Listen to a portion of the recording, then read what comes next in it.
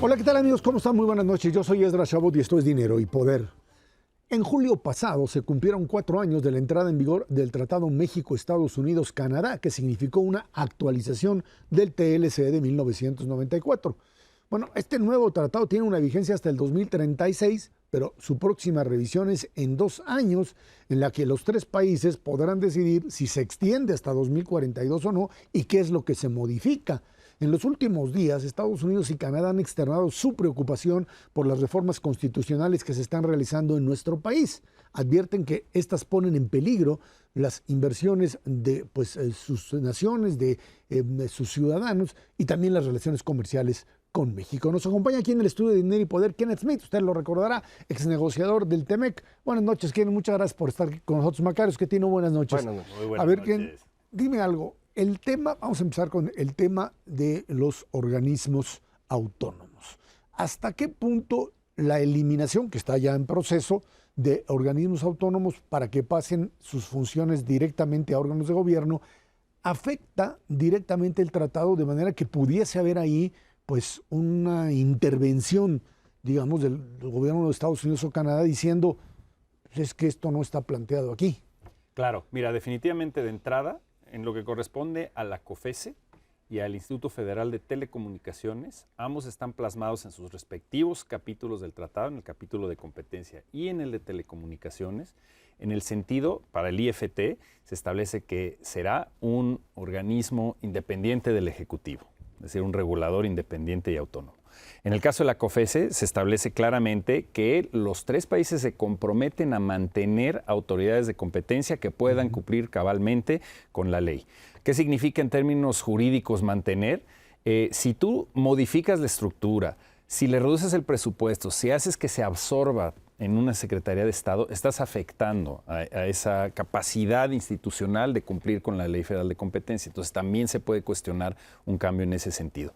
¿Qué podrían hacer los socios comerciales? Solicitar consultas. Si es que se aprueban estas reformas y se da un cambio radical, digamos, en la estructura de estos organismos a los que me refiero, solicitar consultas y eventualmente, si no hay una, digamos, regulación una vez que este nuevo esquema se ponga en vigor, que cumpla con los compromisos del tratado, es decir, que empiece a haber discriminación, que empiece a haber una situación regulatoria en donde haya situaciones desfavorables para las empresas estadounidenses y canadienses que operan en México, pueden en ese sentido acudir nuestros socios comerciales a los mecanismos de solución de disputas. Es decir, sí están plasmados ambos, COFESE y IFT, como organismos que deben permanecer como están estructurados y para lo cual fue su diseño institucional. Ken, yo coincido plenamente contigo. De hecho, conviene recordar, la primera Comisión de Competencia Económica en México se crea en 1992 a instancias de Estados Unidos para que hubiera tratado de libre comercio. No habíamos tenido nunca a alguien que vigilara la competencia o a los monopolios, mientras que Estados Unidos y Canadá ya tenían 100 años con ese tipo de vigilancia y nosotros no teníamos. Entonces, yo coincido, la desaparición de estos 2 organismos pone en riesgo la permanencia de México en el TEMEC, a ponerlo así claro, eso es lo que yo creo. Pero también me parece que la Comisión Reguladora de Energía y la de Hidrocarburos, aunque no forman parte estrictamente del TEMEC, alteran la forma como se compiten en los sectores de energía.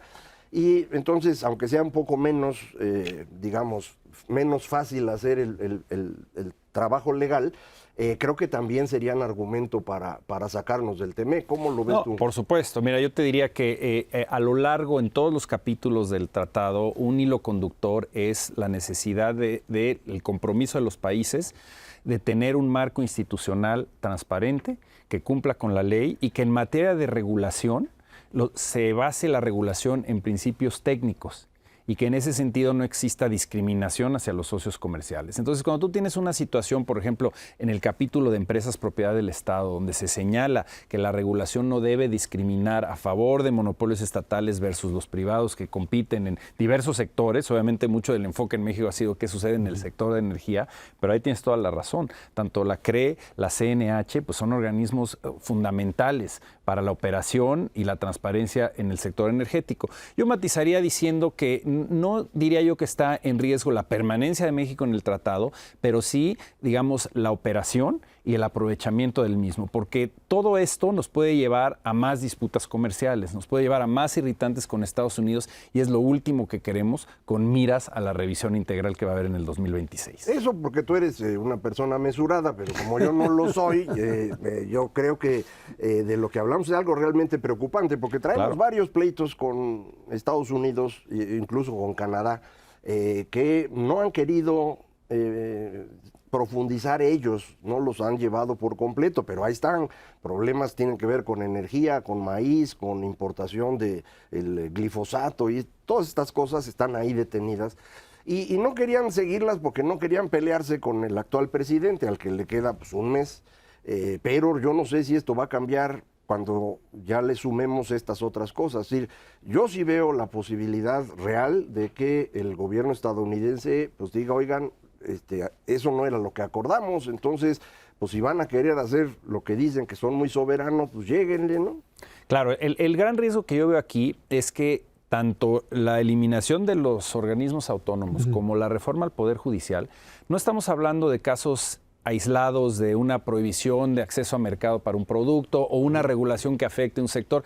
Es un impacto transversal, es decir, es un tema sistémico en el sentido de que tiene un impacto en todos los sectores, tiene un impacto en lo que es la filosofía del tratado de, por supuesto, te comprometes a cumplir con una serie de reglas comerciales que promuevan el comercio y atraigan inversión, pero para eso necesitas este marco institucional transparente, predecible y que quede ya plasmado de entrada en el tratado. Es decir, en el tratado tú dices, yo te voy a dar acceso a una serie de productos y servicios libres de arancel y esa es la manera en la que lo voy a lograr. Y además hay un apartado sobre disputas, solución de disputas, que establece claramente qué sucede, cuáles son los pasos a seguir cuando hay alguna violación del tratado. Entonces, sí es grave, yo creo que sobre todo que vienen de manera conjunta. Estamos hablando de reformas constitucionales que se pueden dar en el próximo mes, si no es que en los próximos días, y que sí pueden afectar esa percepción de riesgo país y de la disposición de México de cumplir con los compromisos internacionales. A ver, ¿cuál sería una especie de compromiso, digamos? O se trata de encontrar un mecanismo para evitar esta confrontación. ¿Qué es lo mínimo que te pediría el gobierno norteamericano? O el que entre, no hablamos de eso, pero ¿qué es lo que te piden para evitar entrar, no en una disputa, como tú dices, de un caso, sino básicamente en la definición del tratado de comercio como algo que realmente le sirva a la población, o ya estamos hablando de un instrumento obsoleto, ¿no? Sí, mira, aquí una vez que se aprueben estas reformas, si es que se aprueban y no hay cambios, Estados Unidos y Canadá tienen que analizar cómo está operando en los nuevos esquemas. Es decir, si hay una absorción de la COFESE por parte de la Secretaría de Economía y lo mismo sucede con el IFT en la Secretaría de Comunicaciones y Transportes, analizar cómo empieza a operar, cuál es el presupuesto, sus funcionarios y cómo empiezan a tomar decisiones regulatorias. Eso puede tomar algo de tiempo, pero la presión ya está encima. Puede haber consultas de inmediato simplemente señalando la preocupación de los socios comerciales con este cambio institucional y eso le mete mucha presión al sistema, sin duda. Entonces, tanto en ese sentido y con los cambios al Poder Judicial, una vez que empiece a haber decisiones donde claramente no haya transparencia ni imparcialidad y empiecen a haber decisiones sesgadas que tengan una injerencia política o de otros actores económicos en México y decisiones sesgadas en contra de la transparencia hacia las empresas de Estados Unidos y Canadá, ahí es donde Estados Unidos puede, justamente con miras a la revisión del 2026, decir, el tratado está funcionando en términos de los flujos comerciales, pero a futuro yo necesito garantías de cómo vas a implementar implementar el tratado. Okay. México está en su derecho de hacer lo mismo si Estados Unidos y Canadá cambian radicalmente sus leyes, su constitución, pero sí nos pone en un carril, repito, peligroso, sobre todo ante esta revisión integral del 2026, donde se trata justamente de ver cómo está operando el tratado. La parte del Poder Judicial es un poco menos clara, ¿no? Los órganos autónomos creo que sí es muy claro cuál es el impacto y por qué el TEMEC pues, podría ponerse en duda. Pero en el caso del Poder Judicial, pues el Poder Judicial no está en el TEMEC. ¿Cómo percibes tú que esta reforma al Poder Judicial estaría afectando nuestra relación con Estados Unidos y Canadá? Mira, yo te diría que si bien es complejo qué medidas puede tomar Estados Unidos y Canadá una vez que se apruebe la reforma, porque más bien el tratado se enfoca en los resultados de la actuación del Poder Judicial, es decir, tendría que ver ya decisiones dadas que afecten a los intereses y los compromisos, pero sí tenemos mención del Poder Judicial en el tratado. En el capítulo 29, en particular el artículo 29.4 y el punto 3, lo que establecen es que cualquier medida administrativa que afecte los asuntos cubiertos por el tratado pueden ser revisadas para garantizar que se esté cumpliendo con el tratado. Y el 29.4 lo que te dice es que las partes mantendrán tribunales y procesos judiciales que estén separados del Poder Ejecutivo y que revisen actos administrativos que puedan afectar el cumplimiento del tratado de una manera imparcial y transparente. Y que esos poderes judiciales no estén, digamos, esos procesos judiciales, perdón, no estén ligados a las autoridades que toman las decisiones. Entonces, ahí es donde se plasma claramente que además de los compromisos, llamémosle las reglas duras de comercio, tú tienes que tener estos tribunales y estos procesos judiciales en vigor. De hecho, perdón, Magario, sí, habíamos dicho todo el tiempo que había como que dos sistemas de justicia en México. Uno, el que está vinculado al tratado del TLC o el TEMEC, y otro, el local, que se manejaba con otras cosas. Aquí parecería ser que lo que sucede es que pues, los señores norteamericanos y más que nada los inversionistas dicen, ya nos cambiaron las reglas del juego. Y con esas reglas donde yo no puedo impugnar o al que impugno es al mismo tiempo juez y parte, a eso no le entro, ¿no? Sí, y de hecho hay casos, por ejemplo, de inversionista-Estado y de Estado-Estado donde parte de la queja de los particulares es si voy a las Cortes Nacionales y no me hacen caso, yo necesito tener este acceso a los mecanismos del tratado para defenderme, ¿no? Y con el hecho de que en el capítulo 29 se mencione que hay un compromiso de mantener estos procesos judiciales y tribunales que cumplan con su función, pues obviamente si tú lo cambias radicalmente, el tema de la elección popular de los jueces, abrirlo a posible injerencia de actores externos al Poder Judicial, ya sea del Ejecutivo, del Legislativo, o obviamente en el caso de la COFESE, de intereses privados y monopolios, pues rompes con ese esquema de imparcialidad. Y el crimen organizado. Como y ahorita hablando de crimen organizado y de un caso que podría ser a lo mejor el primero en el que veamos este problema en el Poder Judicial, es los cambios que se están intentando hacer en la ley minera. Porque ahí Canadá tiene mucho dinero invertido y lo que están proponiendo en materia de minería destruiría por completo a estas industrias. Yo me imagino que eso en cierta manera está detrás del papel cada vez más protagónico que ha tomado el embajador de Canadá. ¿Tú ves este tipo de fenómenos que pudieran estar ocurriendo pues casi de inmediato? Porque esto puede pasar en septiembre. Ahí sí podríamos tener un impacto inmediato en términos de, por ejemplo, ya sea el gobierno de Canadá, a través del mecanismo de solución de disputas Estado-Estado, poniendo este tema sobre la mesa, primero a través de consultas, después de determinado tiempo ya con la posibilidad, si no se resuelve, de ir a paneles arbitrales, pero en un caso específico donde hay un cambio a una ley, en este caso la ley minera, que limite o haga inviable las inversiones de mineras canadienses en México, tienes las dos vías. Tienes la vía del Estado-Estado, es decir, el gobierno de Canadá demanda al gobierno de México y exige que se resuelva, que se cambie el instrumento jurídico que está afectando los intereses de Canadá, con la posibilidad de represalias comerciales muy costosas, o también que las empresas afectadas, a través del capítulo de inversión, activen el mecanismo de inversionista-Estado y demanden directamente al gobierno de México. Y eso puede suceder bastante rápido si es que se aprueben esos términos, estos cambios legales en México. Claro. Rápidamente, ¿de qué números estamos hablando en términos de este intercambio comercial que se vería afectado? Bueno, mira, la relación comercial en su totalidad con Estados Unidos tiene un valor más o menos de 900,000 millones de dólares. ¿Okay? No quiere decir, obviamente, que todos los sectores se verían directamente afectados. Repito, sería un poco, ya sea las decisiones de los reguladores que ya no son autónomos o del Poder Judicial, cómo afectan a estos sectores. Pero estamos hablando de cientos de miles de millones de dólares que están en juego. El valor de la relación trilateral en el TEMEC supera los 2 trillones de dólares. Y hay que pensar que, digamos, el valor para México de su comercio internacional en general, donde obviamente 80% es con Estados Unidos y con Canadá, es equivalente más o menos al 65% de nuestro Producto Interno Bruto. Entonces, si ves esa magnitud de cómo dependemos del sector externo, pues lo que más deberíamos estar cuidando es la viabilidad del TEMEC y estar preparados para el 2026 no solo sobrevivir a esa revisión, sino fortalecer el tratado a largo plazo. Bueno, pues ahí están. Creo que queda claro que ahora sí que son consideraciones que se deben tomar en cuenta, no por un tema incluso de discusión de proyectos, sino simple y sencillamente porque terminarían afectando a la mayoría de los mexicanos, ¿no? Y creo que ese sería el punto más difícil. Vámonos a una pausa y de regreso seguimos platicando con Kenneth Smith. La elección en los Estados Unidos, ¿qué va a pasar o cómo afectaría el hecho de que Kamala Harris ganara, los demócratas atrás, o Donald Trump con los republicanos, en un momento también clave de la política exterior norteamericana? Vámonos a una pausa. Esto es Dinero y Poder.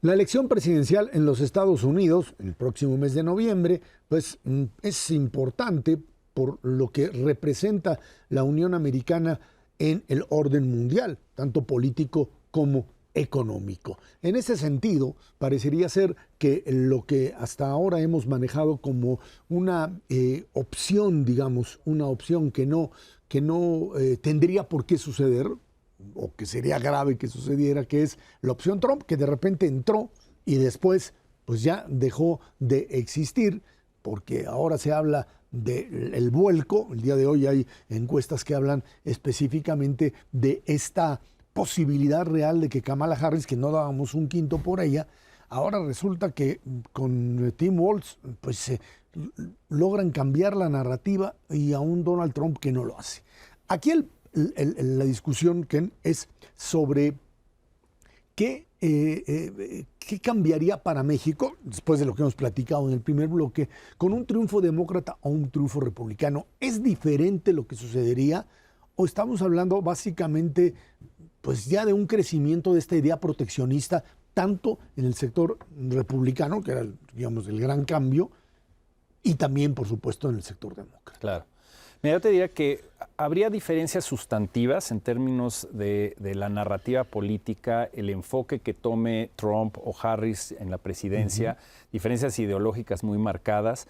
Por ejemplo, Harris podría tener una mayor afinidad con el gobierno de Claudia Sheinbaum, si es que en efecto el gobierno de México está hablando de tener una transición hacia energías renovables, como lo está señalando la presidenta electa. Obviamente esto es algo que es fundamental para la plataforma demócrata y que la candidata Harris ha mencionado en muchas ocasiones. A Trump no le interesa para nada eso. Entonces, el tema que yo veo aquí que es complicado es que en Estados Unidos, independientemente de quién gane, vamos a ver este nacionalismo económico reforzado. Es decir, hay muchísima presión al interior de Estados Unidos por la guerra comercial que tiene Estados Unidos con China, para cerrarle el acceso a los chinos, no solo a Estados Unidos, sino al continente, a Norteamérica en particular.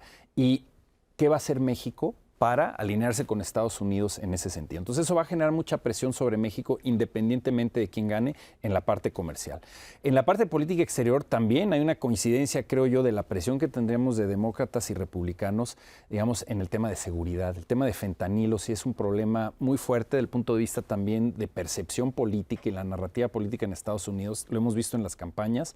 Nos ponen en esa canasta con China como quien produce los, digamos, los precursores, y México que exporta eso a través de los cárteles. Entonces, en materia migratoria, en materia de seguridad, va a ser una relación difícil, gane quien gane. Yo creo que el problema aquí es que con una administración Trump, rápidamente tendremos muchísima presión en la parte económica, no tratando de salirse del tratado como lo quiso hacer en 2017, pero siendo mucho más rudo en la materia de disputas comerciales, es decir, hacer lo que el presidente Biden no hizo, que es solicitar un panel en materia energética, sobre todo si se aprueba ahora una reforma constitucional nuevamente en el sentido que la quería López Obrador, en materia de biotecnología agrícola y en los temas laborales, que normalmente son temas que le interesan más a los demócratas, pero por razones políticas y electorales, ahorita ambos están peleando por el cariño de los sindicatos en el Midwest, ¿no? En Michigan y Pensilvania y Ohio principalmente. Entonces, se antoja un panorama complicado hacia la revisión del 2026, probablemente más afinidad ideológica y política con los demócratas en el caso de la administración y el gobierno de Claudia Sheinbaum. En el caso, creo yo, del pleito que tiene Estados Unidos con China, la guerra comercial, México se convertiría en un aliado muy importante si no estuviéramos haciendo lo que estamos haciendo. ¿Cómo percibes tú que desde Estados Unidos interpretan no únicamente las decisiones que estamos tomando aquí de reformas y demás, sino el gran incremento de la presencia china en México durante este sexenio? Porque pues antes no había y ahora es un montón, y ellos pues no creo que estén contentos con lo que está ocurriendo. China había invertido muchísimo dinero en todo Sudamérica, estaban comparando a los países si se podía, pero acá no habían entrado y durante el sexenio lo hicieron. Entonces, esto no sé si en Estados Unidos se ha percibido como un punto adicional de preocupación que puedan usar cualquiera de los dos, ¿no? Y déjame añadir a lo que dice Macario, el problema de la entrada finalmente de productos chinos a los Estados Unidos a través de México, por andar pues escondiendo parte del origen del propio producto, y que allá dicen, pues ya nos dimos cuenta, los chinos están entrando a la economía norteamericana sin pagar aranceles porque pues como entran vía México y México tiene el tratado con Estados Unidos, pues de esa manera me meto al mercado norteamericano. Sí, sin duda Estados Unidos tiene dos grandes preocupaciones con respecto a China y México. La primera es la que mencionas, la triangulación de productos en acero y aluminio. Ya ha habido muchísima presión desde hace prácticamente 2 años por parte de Estados Unidos para que México limite la entrada de esos productos a México y la triangulación hacia Estados Unidos. Y México pues ha reaccionado incrementando los aranceles, generando una situación donde muchos de los productos que provienen de China ahora tienen aranceles que se les incrementaron. Al incrementar los aranceles también le pegas a tu sector productivo, porque hay muchísimos insumos de China de los cuales depende no solo México, sino Estados Unidos y Canadá. Eso es un tema importante cuando políticamente en Estados Unidos se habla de un decoupling, una separación de la economía norteamericana con China. Eso no sucede de la noche a la mañana. Yo te diría que es prácticamente imposible que suceda, ¿no? Por la dependencia que tenemos. Entonces, la primera preocupación es la triangulación de esos productos, las medidas que está tomando México para incrementar aranceles, etcétera. Pero la preocupación más fuerte que tienen es con la inversión de China en sectores que consideran estratégicos: semiconductores, baterías de litio, equipo médico de alta tecnología y sobre todo vehículos eléctricos. Y a pesar de que ahorita no hay armadoras chinas que ya estén operando, produciendo en México y exportando vehículos eléctricos a Estados Unidos, hay grandes planes de inversión en los próximos años, ¿no? Anuncios ya que se están dando. Entonces, ahí va a ser una situación difícil de negociación para México, que se da desde el primer minuto del nuevo gobierno en México y ciertamente cuando entre la nueva administración en Estados Unidos en enero. Hay mucha preocupación no solo en las campañas presidenciales, tanto republicanos como demócratas, sino en el Congreso de Estados Unidos. Entonces, México va a tener que tejer fino para tener una estrategia de negociación hacia el 2026, donde creo yo que lo ideal es que no reabramos el tratado para tratar de insertar medidas que discriminen en contra de China, porque vas a afectar los balances de la negociación. Rápidamente me imagino, si Estados Unidos busca reabrir las reglas de origen para sacar a China, que Canadá te pida más excepciones culturales o cambiar su acceso en lácteos a Estados Unidos, y que México también te pida más en movilidad laboral, y empezamos a deshilachar, por así decirlo, el tratado. Mucho se tiene que hacer, creo yo, a nivel de diálogo trilateral para enfrentar esta sobrecapacidad china y esta competencia. Y se pueden hacer muchas cosas a través de acuerdos bilaterales y trilaterales sin reabrir el tratado. Entonces yo creo que ese sería el camino a seguir, pero coincido contigo. El tema de China es central para la relación comercial México-Estados Unidos y también con Canadá. ¿Qué pasa con el tema migrante? Es algo que pues ha sido parte fundamental de la campaña, y ahora primero con un Biden digamos que ambivalente en el asunto, y una Kamala Harris que viene a decir, a ver, aquí hay que encontrarle una salida racional al asunto y de cómo pues generamos esta llegada de migrantes que Estados Unidos necesite, cómo lo ordenamos, y un Donald Trump que habla pues prácticamente del enemigo, ¿no? O sea, Por supuesto, y las declaraciones terribles de Trump en contra no solo de los mexicanos, sino de todos los extranjeros que llegan a Estados Unidos, pues eso es atizar el fuego, ¿no? Ya sabemos que va a repetir, digamos, sus políticas en materia de enfatizar bloqueos en la frontera, el muro fronterizo, etcétera, y sobre todo presionar a México para que tome acciones, digamos, policiales y de la Guardia Nacional para tratar de restringir la migración que viene de Centroamérica y del Caribe. Eso sería, digamos, el tema con Trump. Con Harris, pues no la tiene muy fácil porque hay muchísima presión de la opinión pública en Estados Unidos y en ciudades ahora como Nueva York, Chicago y otras que tradicionalmente son vistas como santuarios para los migrantes, pues ya se está volteando la población por la cantidad del flujo que llega, sobre todo del Caribe y de Centroamérica. Entonces habrá que ver cómo reacciona uno, si es Trump, el gobierno de Claudia Sheinbaum ante esta presión de contener a los migrantes y seguir utilizando recursos para la Guardia Nacional en ese sentido. Y con Harris hay la posibilidad de tener un diálogo que ya había iniciado con ella y con el presidente Biden en esta administración, de tratar de inyectarle recursos para atacar las causas estructurales de la migración, es decir, generar oportunidad económica en el sur-sureste de México y en el norte de Centroamérica. La realidad es que se habló mucho, pero no se hizo absolutamente nada. Entonces sigue siendo un tema muy álgido que va a complicar, creo yo, la relación en los próximos años. Bueno, y más si tú no puedes controlar tu frontera sur. Ahorita Chiapas prácticamente no tiene estado, pues está difícil que los convenzas de que vas a detener la migración. O sea, sí está difícil para México, sea con Harris o sea con Trump. Pero una pregunta última mía, en el caso que gane Trump, ha estado amenazando con que va a renovar por completo la administración pública de ese país. Un poco así como el nuestro, que de pronto cierras cosas y cambias y reformas. ¿Tú percibes que haya algo concreto en lo que está pensando Trump que pudiera afectar directamente la relación con México en este sentido? Mira, pues se habla mucho de esquemas en donde, por ejemplo, reducir radicalmente el presupuesto de la Agencia Ambiental de Estados Unidos, la EPA, y tener un esquema de desregulación a través de diversas agencias gubernamentales. Habría que ver qué es lo que eso implica. Y habría que ver si dentro de su política comercial, esta idea de unilateralmente amenazar con incrementar los aranceles, pues ahí tienes una violación de acceso a mercado clara en el TEMEC. Y México pues depende enormemente de tener acceso al mercado de importaciones agrícolas de Estados Unidos, pero también en manufacturas y servicios. Entonces, sí hay un riesgo, creo yo, con este nacionalismo económico y creciente proteccionismo, y las declaraciones del ahora compañero de fórmula de Trump, J.D. Vance, van muchísimo en ese sentido. Podemos decir casi que es más proteccionista que Trump. Entonces, ahí sí hay un foco rojo que debe vigilar México. Y bueno, pues finalmente lo que platicábamos en el primer bloque, Ken, sobre el tema del TEMEC, es digamos, el hilo conductor de toda esta discusión y que además pues de ello depende incluso la propia estabilidad de México, el tema remesas, que ya no nos alcanzó el tiempo de plantear, que finalmente se ha convertido también en un mecanismo de ingreso fundamental. Por supuesto, el TEMEC es un instrumento esencial para el crecimiento de México.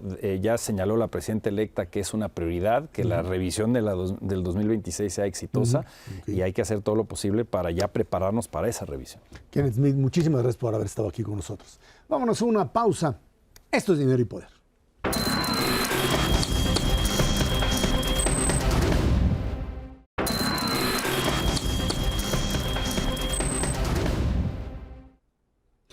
De acuerdo con cifras del INEGI, en julio se registró un déficit de 72 millones de dólares en la balanza comercial. En los primeros 7 meses del año se han acumulado 5.569 millones, lo que representa una reducción ahí sí interanual del 22%. En julio, exportaciones fueron de 54.788, importaciones 54.860 millones de dólares. En este contexto y en el marco de la discusión de esto que ya platicamos, de las reformas constitucionales, el peso mexicano se ha visto presionado, se ha acercado a las 20 unidades por dólar. Macario, estamos hablando básicamente de un alivio para exportadores, sin duda alguna. A 16 estaban reventándose.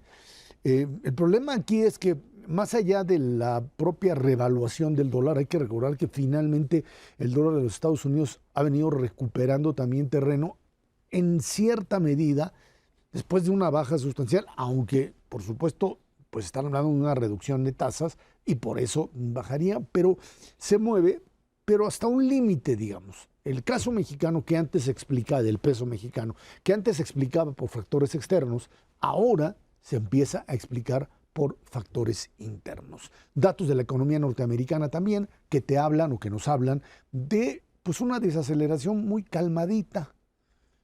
Dicen que va a haber recesión. ¿Cuánto llevamos con eso? Con el cuento. Con el cuento. Pues más de un año y hemos dicho, no, ya viene. Pero no ocurre y a lo mejor efectivamente se está logrando este aterrizaje suave del que habían hablado. Por ejemplo, hoy los datos de empleo están en línea con lo que esperaban en el mercado. Sí se está desacelerando la creación de empleo en Estados Unidos, pero el PIB crece. De hecho, hoy también hicieron una revisión de los datos del primer semestre del año y es una revisión al alza. Creció Estados Unidos más de lo que habían esperado. En el segundo trimestre crecen 3%, mientras que nosotros en ese mismo segundo trimestre, pues a duras penas llegamos a 1%. Entonces, pues estamos hablando de una gran diferencia entre la economía de Estados Unidos y la de México, que se habían movido muy, muy juntas durante prácticamente todo este siglo. En el sexenio de Fox habíamos tenido un crecimiento en Estados Unidos ligeramente mayor que el de México, 1% en todo el sexenio. En el de Calderón creció más México que Estados Unidos. En el de Peña Nieto crece más Estados Unidos que México y regresamos al mismo nivel que teníamos. Y en este sexenio la diferencia es de casi 10 puntos entre lo que creció Estados Unidos y lo que crecimos nosotros. Es decir, dejamos de aprovechar la locomotora estadounidense que nos había estado ayudando durante pues, todo el periodo previo, desde que empezamos el Tratado de Libre Comercio. Y esto me parece ocurre por medidas de política económica en México pues, que no han sido muy brillantes, ¿no? Desde frenar la reforma energética, cancelar el aeropuerto, ese tipo de cosas. Le metieron, digamos, un freno a la economía mexicana que la locomotora estadounidense no alcanzó a compensar. Ahora, en este sentido, por un lado estamos hablando de un crecimiento importante de exportaciones. ¿Por qué? Aquí la pregunta sería, ¿por qué si tienes un motor de exportaciones que sigue funcionando y crece industria automotriz, etcétera, esto no se refleja en números de crecimiento económico, Macario? Tenemos un pequeño crecimiento en manufacturas en exportaciones manufactureras los últimos 2 meses, pero antes de eso tuvimos una caída. Hay que recordar que la industria manufacturera estadounidense sí se ha ido frenando y la nuestra se ha frenado con ellos. En el resto de las actividades nosotros, insisto, no hemos podido recuperar. Por ejemplo, el turismo en México está hoy por debajo del nivel que tenía en 2018. Ya no digas que fue la pandemia y nos costó regresar, no hemos regresado a 2018. Y esto es pues, en buena medida porque traíamos un superpeso, pues se vuelve caro México, la gente no quiere venir. Y bueno, pues también es un país más inseguro, entonces tampoco quieren venir. Entonces, sí hay varias cosas que nos han impedido aprovechar esto. Crecieron las importaciones en México de manera importante en materia de consumo, otra vez por el superpeso. Entonces, aunque tus exportaciones crecen, las importaciones de consumo lo hacen a un ritmo tal, pues que eso no se refleja en una economía más fuerte. Ahora, a partir de esta situación que tenemos de vinculación, ya lo platicamos, México, Estados Unidos, el tema radica fundamentalmente en qué le puede pasar o qué pasaría con un mercado interno que eventualmente no tuviese la fuerza suficiente como para pues, poder despegar, porque si estamos hablando de un crecimiento este año de 1.5, 1.5 en el mejor de los casos y 1.2 para el siguiente año, va a haber una presión sobre distintos sectores sociales que primero no sé si las transferencias o andar soltando dinero les aguanta, o sea, le aguanta al gobierno para poder seguir moviendo esta economía en ese nivel, aunque sea de a poquito. porque pues parecería ser que ahí está el interrogante, Maca. Sí, de hecho los datos que diste ahorita de crecimiento son los que publicó el Banco de México, sus estimaciones propias, no la encuesta que ellos hacen cada mes, sino la de ellos. Y eso es lo que están estimando, crecimiento de 1,5 para este año y de 1,2 para el próximo año. Si esperan 1,5 para este año, considerando lo que pasó en el primer semestre, pues están esperando que sea más o menos igual. No lo sé, pero me da la impresión que puede ser más bajo todavía que eso, porque la dirección de todas las series que tenemos va a la baja. Y esto lo que va a significar es una recaudación menor y va a ser más difícil para el gobierno estar pagando estas transferencias a las cuales ya se obligó. Como para este año le subieron al monto que se entrega a los viejitos, como se llamaba originalmente este programa, pues ahora es más costoso y no les va a alcanzar. De hecho, ya el cálculo original, que era de casi 6% del PIB en déficit, yo creo que lo van a tener que corregir. Vamos a tener, me imagino, discusión del presupuesto para octubre, no creo que lo hagan en septiembre, y ahí es donde empezaremos a ver los datos, pero sí está muy complicado para el gobierno poder administrar una economía que se está viniendo abajo, con presiones sociales cada vez mayores debido a la forma como en este sexenio se decidió utilizar el gasto social. Todo el sexenio estuvimos diciendo es que la bronca de las calificadoras y las calificadoras, y ahora vuelve otra vez a aparecer este fantasma, ¿no? El coco ahí viene, ahora sí vienen las calificadoras y te van a bajar. Parecería ser que las agencias calificadoras están, Macario, también pues contenidas por la idea de que cuando tú le bajas la calificación de grado de inversión a un país que tiene una economía importante, como el caso de la mexicana, puedes generar a nivel mundial una situación de caos. ¿Hasta dónde? Digo, esperemos que esto no suceda, esperemos que las calificadoras no bajen la calificación, pero si esto sucede, pues esto sería un dominó en términos de caídas, ¿no? Sí, sin duda. Las calificadoras no le bajaron el grado de inversión a México por dos razones. Una es exactamente la que tú acabas de explicar. Es una economía grandota, una decisión de ese tamaño hay que pensarla bien porque puede tener repercusiones en otras partes. Pero la otra razón es que pues, el resto de las economías tampoco estaban muy bien. Después de la pandemia, todo el mundo le costó trabajo acomodarse. En todo el mundo, lo que hicieron los gobiernos en la pandemia fue apoyar a su población y eso elevó sus deudas. Aquí en México no se hizo, entonces pues nuestra deuda que se fue incrementando por lo de repartir dinero, pues parecía igual que los demás. Pero ya el resto del mundo pues ya empezó a crecer, ya empezó a reducir su deuda y nosotros la vamos creciendo porque seguimos con la misma política, insisto, de compra de votos o de gasto social, como le quiera uno decir. Pero el resultado de eso es que nosotros ya estamos en el límite razonable de endeudamiento. Nosotros estamos ahorita en 50% del PIB. Y dice mucha gente, pues sí, pero mira, Estados Unidos tiene 150 o Japón tiene 300% del PIB en deuda. Sí, pero son otras economías. Para poder saber el límite de endeudamiento, el método científico, como siempre en economía, es 3 años de recaudación. Eso es lo que debería pagar tu deuda. Si México recauda 17 puntos del PIB, pues 3 por 17, 51. Ese sería el límite. Le pones margen, 55% del PIB. Ya estamos en 50. Vamos a cerrar el año a como se ven las cosas en 52.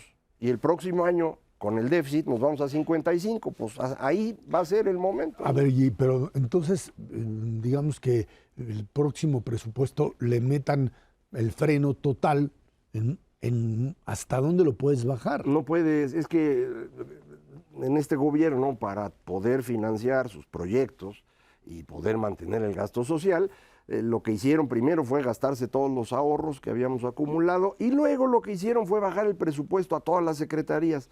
Por eso en salud no hay medicinas, por eso en educación ahora están pidiendo la cuota a los papás porque no pueden ni enviar los libros a cada una de las escuelas, no hay lana ni para el flete. Entonces, pues no hay de dónde recortar.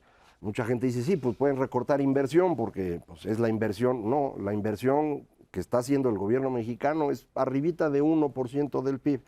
y tú tienes que bajar 3, pues no da, man. Que están diciendo que, bueno, pues como las grandes obras que se hicieron ya se acabaron, ya... Pero no, que primero no se han acabado, Dos Bocas no lo han terminado, tienen que seguir haciendo cosas ahí, no sé, el Tren Maya lo pueden dejar botado, igual no pasa nada, pero aún bajando toda esa inversión y dejando de pavimentar carreteras y desasolvar drenaje y demás, bajas un punto del PIB, pero tú necesitas bajar 3. ¿De dónde sacas los otros 2? No hay de dónde. No hay de dónde. Requerirías sin duda una reforma fiscal que, pues obviamente no lo están planteando, por lo menos no en este momento. Han dicho eso, pero pues ahorita para octubre a lo mejor ya piensan que sí lo necesitan. Que sí lo van a necesitar. Y tienen que pensar muy bien cómo hacerla, porque tampoco es que sea fácil cobrar impuestos. No, y por otro lado además está el problema de la enorme desconfianza que puedes generar en una situación de esta naturaleza. Vámonos a una pausa y de regreso platicamos con usted, bueno, nuevo director de Petróleos Mexicanos.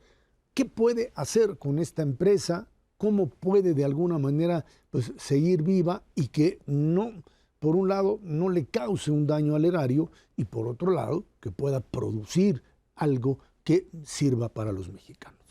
Vámonos a una pausa. Esto es Dinero y Poder.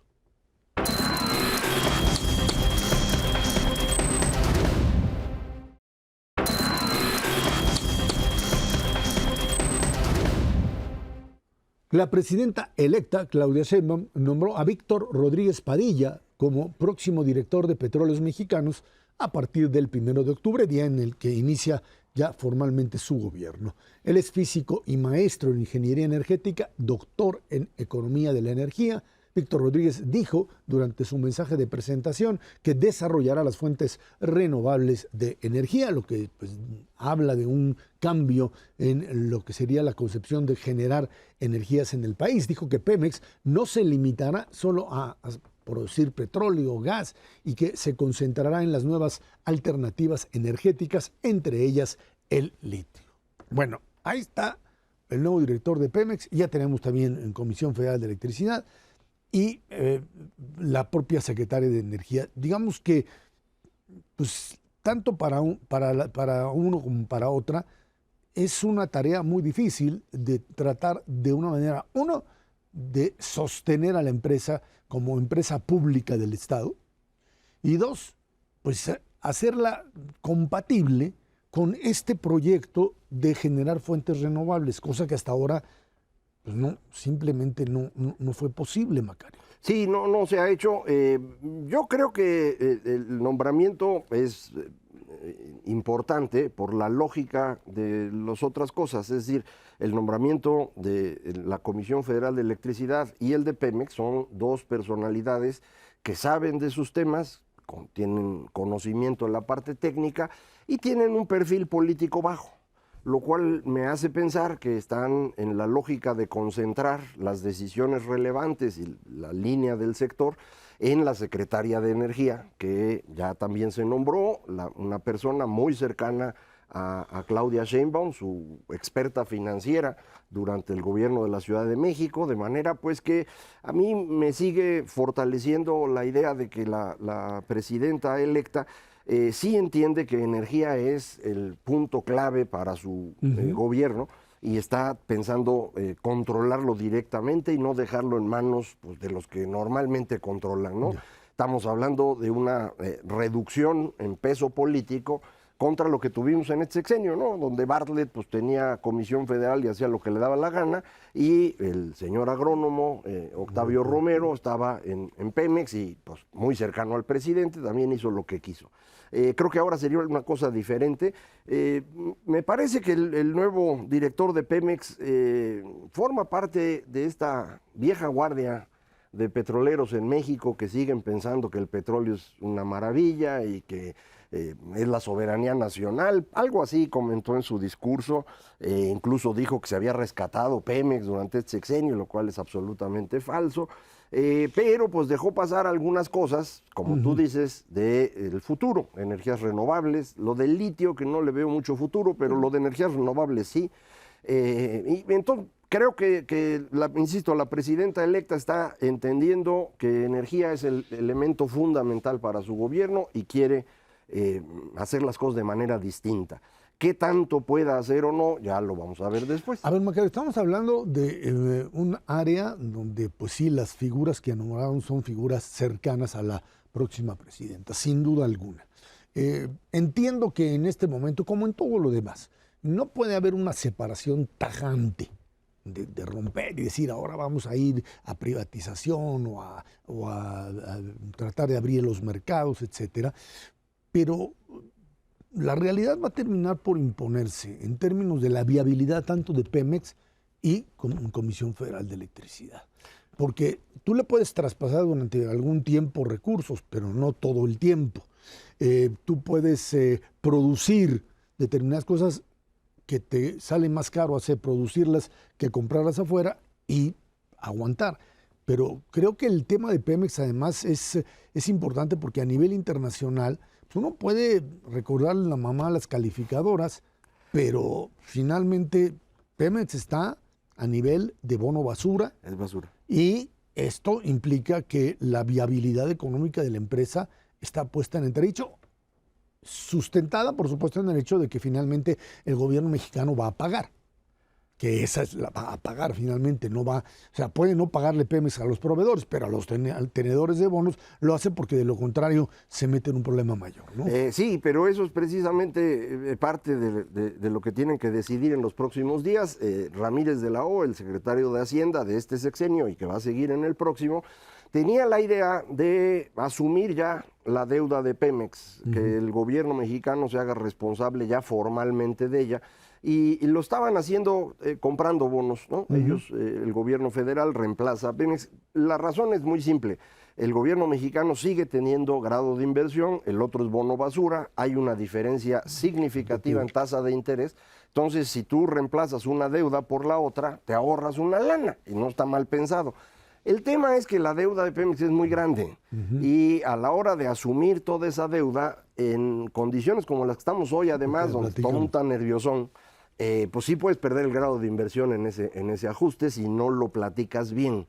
Entonces creo que va a depender mucho pues, de qué pase en septiembre en la Cámara de Diputados, de cómo entre en octubre la presidenta y pues de que sean capaces de platicar bien con el mercado financiero para explicar cuál es la estrategia detrás, pero creo que hacia allá vamos, creo que no hay duda. En todo caso, lo que queda claro es que estas dos empresas son parte fundamental de la visión que se tiene sobre México. O sea, cuando se analiza el tema de la economía mexicana, ahora que ha habido todo este revuelo de cuestionamientos, de reforma judicial, etcétera, es decir, ¿qué van a hacer con dos empresas que forman parte, digamos, estructural, de base, como le quieran llamar, fundamental, para una economía mexicana, porque crecieron y crecieron mal? Por eso era buena idea ir bajándolas de perfil, como se había hecho con la reforma, darle opción a privados para producir electricidad y también para que trajeran gasolina y empezaran a buscar petróleo e ir compensando con eso gas, en donde estamos absolutamente perdidos, dependemos del gas de Texas. Luego hablan soberanía nacional, pues sí, güey, pero si aquellos cierran la llave, no tenemos nada. No. Y en electricidad tenemos un problema serio porque no alcanza. Se saturó el mercado, Comisión Federal no hizo lo que tenía que hacer, que era invertir en transmisión y distribución, y entonces, pues, quisieron generar mucho, no lo lograron, acabaron comprándole a Iberdrola la chatarra que tenía, pero no hay líneas de transmisión, Esra. Si ahorita tú haces plantas de solares o de aire o lo que tú quieras, pues no las puedes conectar a la red, porque no hay red, no hay suficiente transmisión en México, eso es un tema también pues que van a tener que entrarle en octubre, ¿no? Ahí está un nuevo director que de una manera muy, muy clara tendrá que asumir pues eso, ¿no? Yo me imagino que a la hora que reciba en energía y en comisión, pues se darán cuenta de la magnitud del hoyo. A ver, ahora sí que tengo que aventarme esto y la verdad lo lamento enormemente.